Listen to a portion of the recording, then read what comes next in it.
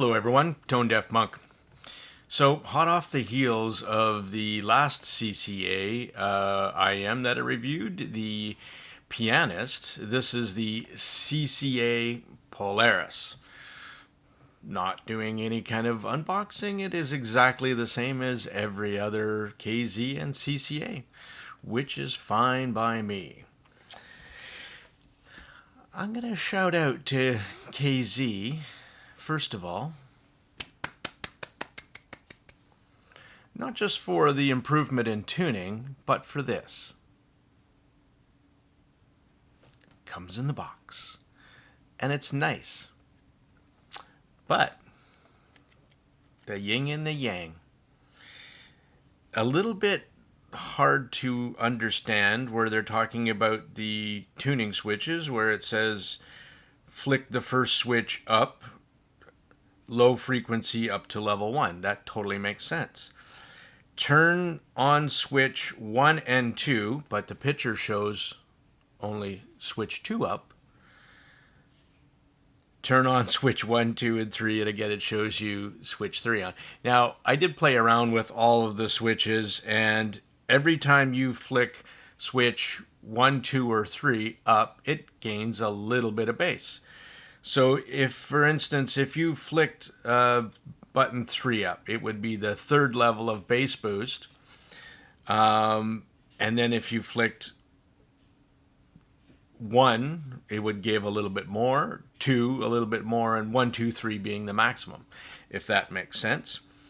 If you turn all the switches down, it has the least amount of bass, of course. And if you put all the switches up, it basically is the same as all the switches down, but the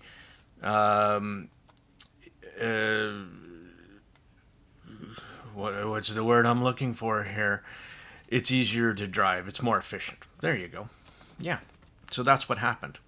Why is there an advantage to putting all the switches up to give it more efficient? I guess if you were driving it off of your, like switch 4, if you were putting switch 4 on, if you were driving it off your phone instead of off a dongle and you needed more output volume, that's where I would use switch number 4.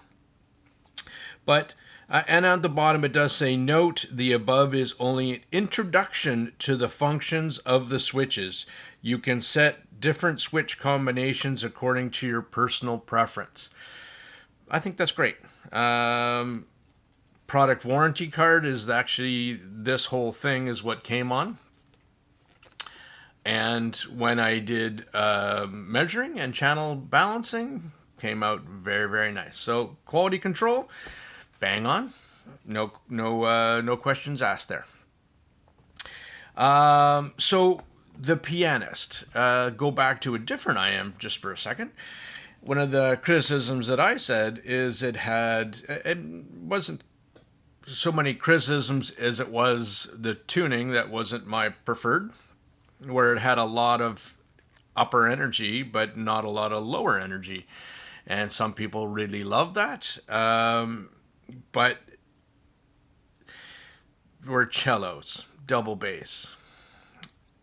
It just didn't have enough low-end energy to make them sound right, tonality-wise. Now, the Polaris, how did that do? Well, by adding in bass, it certainly fixed a lot of the things and criticisms I had, or my preferences again, for the Pianist. Vocals sound more natural. They sound clean, crisp. And as I dialed up the bass, switches 1, 2, and 3 were my absolute favorite to give it an overall more balance. I really liked that kind of tuning. Now, the Polaris kind of projects mid-forward still. So vocals, though, are super clean with that kind of tuning. They're a bit thin still. And because when everything is mid-forward, you hear mid-instruments, you hear mid-vocals, more prominently than you do bass and treble. So the two bottom end spectrums, especially sub bass and air and extension, are muted a bit. That's not to say the Polaris doesn't have highs. In fact, it has lots of sparklies and twinklies in there as well. So not a problem there, but air and extension. It's one of the differences between the Polaris and the Pianist, was the Pianist had more of the extension on the far end. So, but what did that extra bass do to music? Well, for me, kick drums sounded way more natural. Electric guitar was electric. Joe Satriani, fantastic. EDM, Daft Punk, punchy as hell. The sub bass I found still rolled off quite a bit because there was a lot of mid bass energy, and personally, I kind of love that. I love the fast hit. I like the driver. I like this driver. It does sound quite nice, quite clean, and I think this is a win for CCA. This IM. Most of string instruments sounded very, very nice, except for when it came again to double bass and cello, where it did sound a bit thin, missing some note weight. And that was the same thing I can say for male vocals. If you prioritize female vocals, as I typically do, you will love this IM. If you are a male vocalist preference lover, then you'll probably find it sounds a bit thin for male vocals. Sting Shaggy, for instance, listening to that just now. You get close, but it's still not there. So, same as listening to piano notes. Hani Arani, you can hear details very, very cleanly, but the note weight just isn't there. So I think CCA is on a NKZ in this case for this particular tuning, and CCA, please stop saying this is a Harman tune, because I don't know what version of Harman you're looking at, but that certainly doesn't sound like it to me. It sounds better, right? It's not amplified in different weird areas. Your tuning is on track to, you're getting closer to excellent, right? Kind of has more of a DeFi kind of sound to the upper end. In this case, like take a mixture of the Pianist and the DeFi, put them together, you get the Polaris. So versus now, one of my favorite releases that KZ had come out with was the Caster Blaster, as I called it, or the bass version. And what happened there was they went off the deep end in the sub bass and sharp kind of scoop out in the mid bass. Completely different tuning. Really fun sounding IM.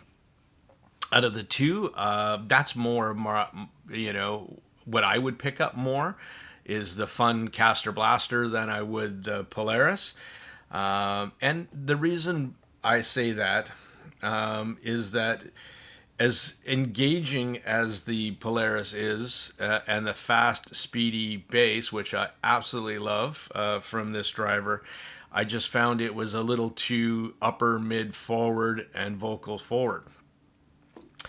That being said, in my journey, and I like tinkering around, I did a couple things. So, first of all, I thought, try to get rid of some of those peaks. So I took off the little grill, and what did I do with it? Somewhere. Yeah, here we are. So I basically took a little tweezers and I pulled off the factory mesh grill. Now, if you look inside, there's nothing in the tube. It's the dynamic driver and hollow right up into that. So I pulled off that little mesh grill and I stuffed a couple medium density foams in there, 5 by 5 millimeter, and then I put I listened to that, and I liked that. It was getting closer. It kind of knocked a little bit of the peakiness away. And then I started playing with mesh filters on the nozzle. And I started with a 500 level mesh filter, and then I was playing around. I came to a little bit of an observation, and I want to share this with KZ CCA. So as I'm playing around that original mesh filter, not mesh filter, sorry, that little screen, I couldn't reuse it. So I have a bunch, and I have some exactly like that one, and I have some that are more open.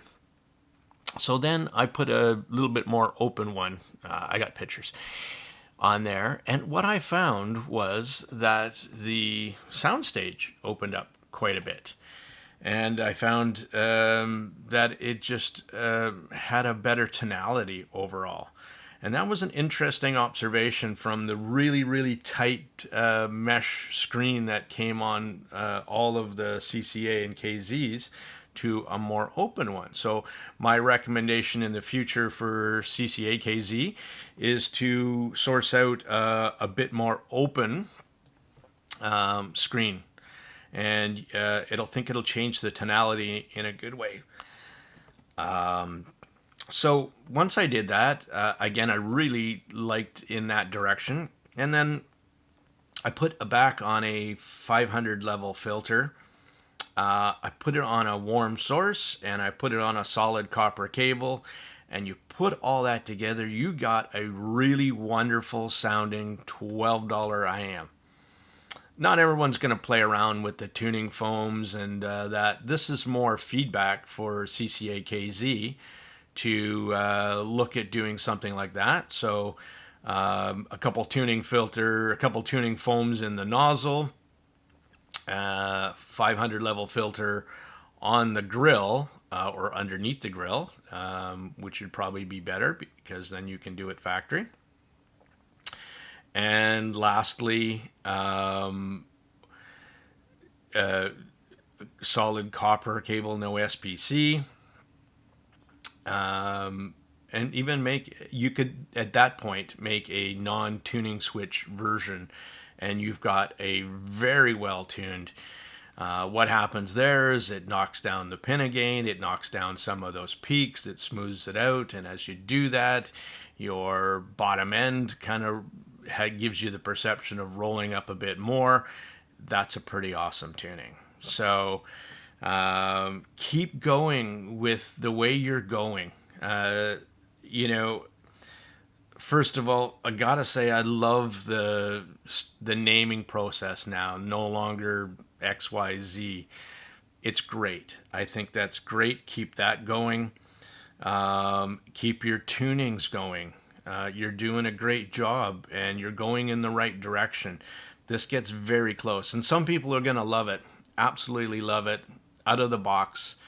Being a non-warm sounding IM, little bit more vocal forward, because vocals will just, especially female vocals, just pop right out. Electric guitars, that kind of stuff. Kicks, and hard-hitting bass. I mean, a lot of people are going to really love this tuning as well.